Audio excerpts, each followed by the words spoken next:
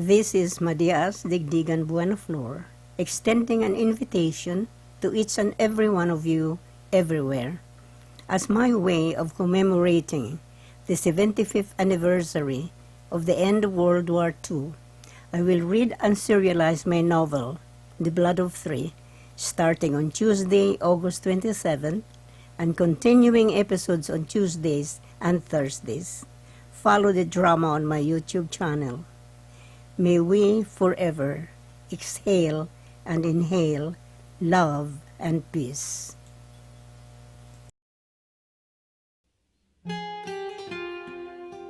Chapter 8. The crystal clear water that streamed down the rocks was just the relief that Ernesto needed after walking under the burning noonday sun. Several palmfuls of the cool spring water instantly rejuvenated him. His thought was still of Joyville, and he preferred to linger in it. As he splashed the cold water over his scorched face, he jerked back when the sound of gunshots interrupted the silence around him. Instinctively, or more as a sharpened reflex reaction, Ernesto dived into the nearby bushes and landed flat on his belly. The thought that a Japanese soldier had followed him from the town concerned him. Had someone suspected him, or even worse, identified him? He waited and remained where he was. 3 more continuous shots followed, and then silence, and another shot. Moments of quiet eased the tension. He was about to stand when from afar, he saw a figure suddenly appear at the top of a hill, tumbled down and quickly got up. The man looked back and almost simultaneously, with another gunshot, rolled down the hill. Ernesto watched aghast at the man still rolling down. He could not ascertain whether the bullet got its target, but he admired the man's agility and quick reaction. Another shot rang from the top of the hill. A Japanese with fixed bayonets stooped down and looked around for his intended prey.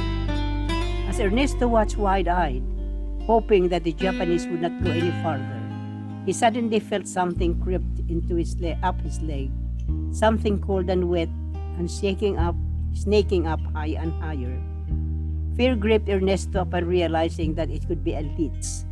The creeping sensation almost made him jump, but biting his lips served as a better alternative. Beads of perspiration trickled down his forehead as he thought of the tiny slimy thing sucking his blood.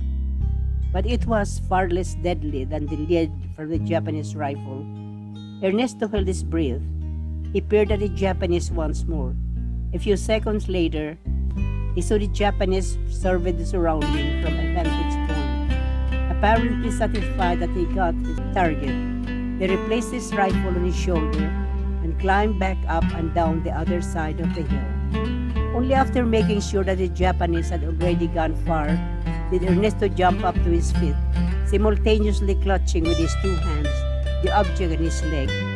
Twisting and wrenching with all his strength, Ernesto triumphantly pulled out from under his pants the object which almost gave him away to the Japanese had they reacted foolishly. An earthworm, Ernesto laughed to himself with great relief. Poor thing, I crushed its body to death. Brushing his pants and shirt with his hands, Ernesto stood up quickly from the ant-inhabited bushes. He was shocked to discover the ant bites all over his arms and legs. He realized that he had not even felt a thing while he was being feasted upon. He shook his head in disbelief, feeling funny at what he had just undergone. He laughed at how one Japanese soldier could scare one out of his senses when one was unarmed. Ernesto went straight back to the spring to wash his hands. It was only then that he remembered the man the Japanese was shooting at. Without stopping to wipe his hands, Ernesto ran as fast as he could to the creek by the side of the hill. He stooped down to take a good look. The man must be dead, as there was no movement from where he fell. But after another look, Ernesto smiled, shaking his head. "Hey, you, get out of there." Ernesto chuckled as he found the man still burying himself in the muddy creek. Carefully and hesitatingly, the man got up, his face covered with mud. "The job is gone," Ernesto continued, trying to get a good look at the man. Upon hearing the reassurance from Ernesto, the man stood, tidying himself up, feeling a bit embarrassed at his condition. "That job almost got me," he explained. "You saw him?" "Yes, I saw everything." "Say, that was a good rolling fit you did," Ernesto jokingly remarked, trying to minimize the tension. "Oh, that I almost broke my leg." "Are you hurt?" "Not much, I suppose. Just some bruises," the man answered as he examined his arms and legs. "That's a big cut in your right leg," Ernesto pointed to the blood streaming down the man's leg. "It's not fatal. It can be fixed," assured the man. Pulling out the handkerchief, he sat down and proceeded to wrap it around his leg. "This should stop the bleeding, I hope." "That job, why was he after you?" queried Ernesto. "Say, would you tell me where I could buy some coconut wine?" diverted the man. "Sweet or sour?" Ernest resorted, this time scrutinizing the man more closely. "Either," concluded the man. "Well," Ernesto smiled, extending his right hand. "We speak the same language," he chuckled. This man knew their password. He was one of them. Briskly, the man extended his right hand. "Lieutenant Toronto Dizon from the 12th Battalion." That's all for today, to be continued on Tuesdays and Thursdays.